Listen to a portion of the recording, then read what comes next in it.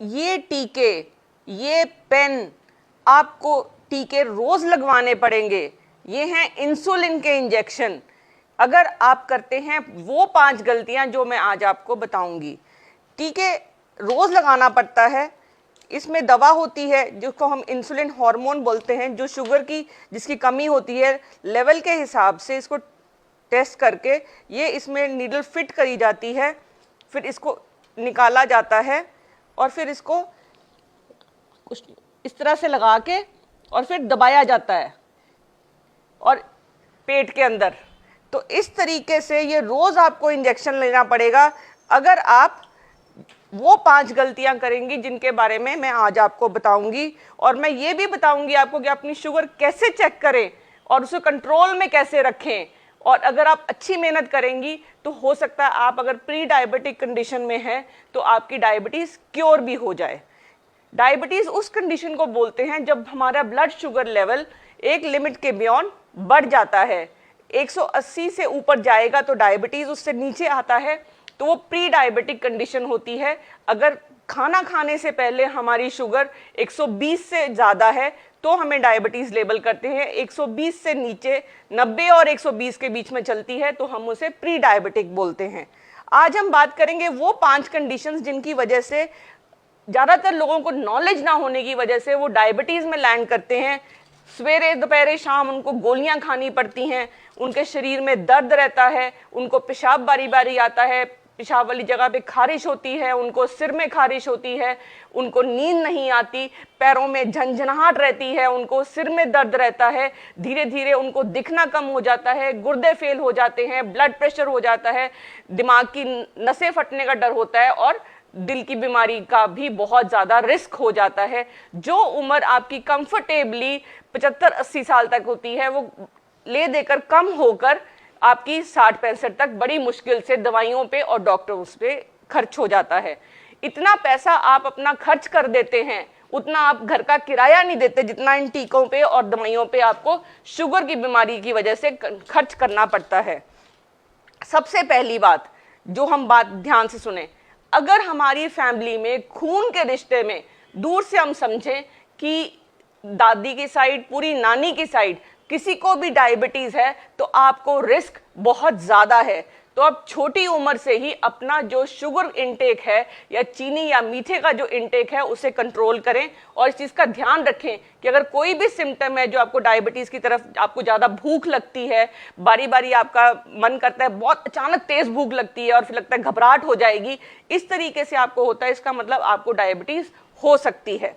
इसके अलावा अगर फैमिली हिस्ट्री की बात हो गई, अब नेक्स्ट रहेगा कि आप चीनी बहुत ज़्यादा खाते हैं।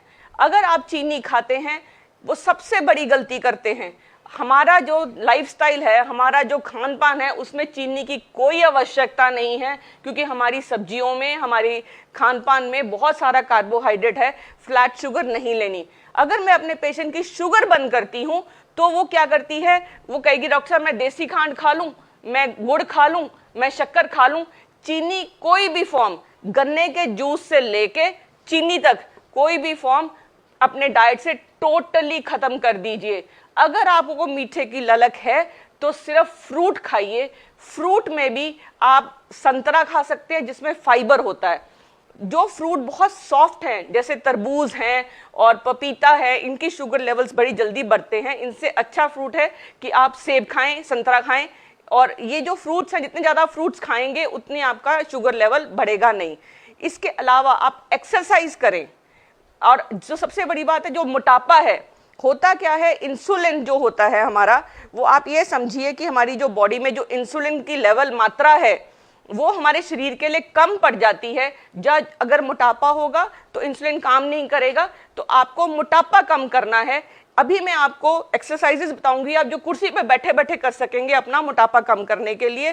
चौथी बात यह है कि आपको शुगर चेक करनी नहीं आती। कई बार क्या होता है कि हमें लगता है कि हमने एक बार डॉक्टर को दिखा लिया, दवाई शुरू कर ली और हम शुगर अपना रेगुलर चेकअप नहीं करते। शुगर हर दिन हमारे साथ क्या करती है, वो हमारा हर एक सेल डिस्ट्रॉय करती है। तो इसके लिए बहुत ज़रूरी है कि हम शुगर इस चार्ट की तरह बनाएं। एक चार्ट बनाया जाए जिसमें हम अपना तारीख लिखें, शुगर लिखें खाली पेट और नाश्ते के बाद, दोपहर 2 घंटे के बाद, रात 2 घंटे के बाद, और रात को 2 बजे।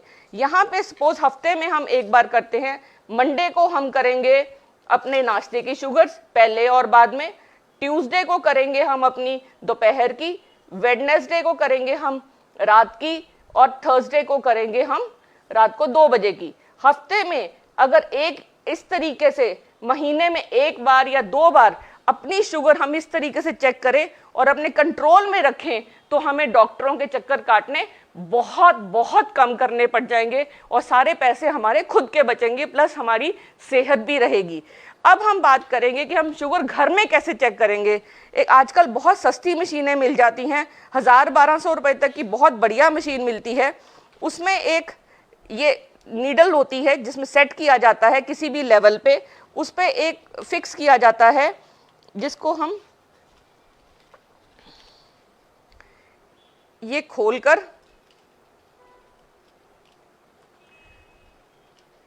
इस तरीके से इसके अंदर फिट कर देते हैं, फिर इसके अंदर इसको टाइट करते हैं और ये तीसरे लेवल पे हम रखेंगे।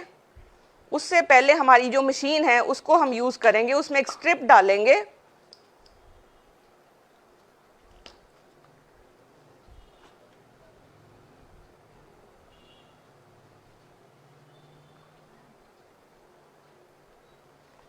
स्ट्रिप डालने के बाद इसको खींचेंगे एक बार, अपनी फिंगर में इसको साफ करेंगे कॉटन के साथ, किसी भी कॉटन से हम थोड़ा सा साफ करके फिर इसको पंक्चर करेंगे, छोटा सा ड्रॉप निकलेगा, उस ड्रॉप को इसके अंदर डालेंगे और केवल 5 सेकंड से भी पहले हमारी शुगर आ जाएगी। अब 102 शुगर खाना खाने के 2 घंटे के बाद बिल्कुल नॉर्मल है, तो इसलिए इसी तरीके से अगर ये शुगर हमारी 140 से कम और खाना खाने से पहले हमारी ये 90 से कम होगी, तो इसका मतलब हमारी शुगर कंट्रोल ठीक है। इसके अलावा शुगर चेक होने के बाद अब हम बात करेंगे वो एक्सरसाइजेस की, और साथ साथ मैं आपको बताऊंगी वो खाने जो आपको कतई नहीं खाने, ताकि जो हमारी 5वीं गलती है वो हम ना करें। ज़्यादातर जिंदगी आजकल हमारी कुर्सी पे बैठ के निकलती है, तो जो एक्सरसाइजेज हैं वो हमारी बैठ के करने वाली एक्सरसाइज हैं। आप ऑफिस में बैठे हैं, जो पहले है हमारा जो इस वाले हिस्से का जो फैट है वो अंदर जमा हो जाता है, तो उसके लिए इस तरीके से एक एक टांग करके उठाएंगे। एक बार में आप 25 का सेट करें या 10 का सेट, आप 5 का सेट 10, 15, 25 से शुरू करें और फिर रेगुलर करें। इसके बाद एक एक, फिर उसके बाद दोनों घुटनों को यूं यूं उठाएंगे, उसके बाद इस तरीके से करेंगी आप। ये एक्सरसाइज करने के बाद एक और एक्सरसाइज है जिसमें आप यूं इस तरीके से उठेंगी, जंप करेंगी। ये एक्सरसाइजेस हैं आपके इस हिस्से को कम करने के लिए। पीसीओडी के पेशेंट्स के लिए एक्सरसाइजेस बहुत अच्छी हैं।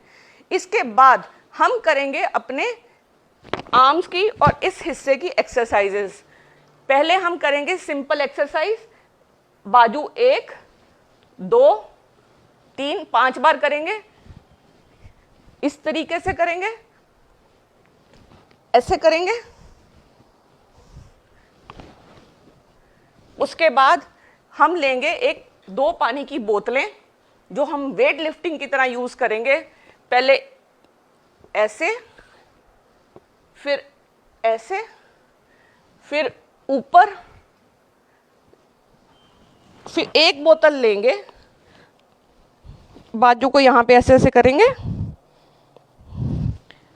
फिर दूसरी साइड से करेंगे,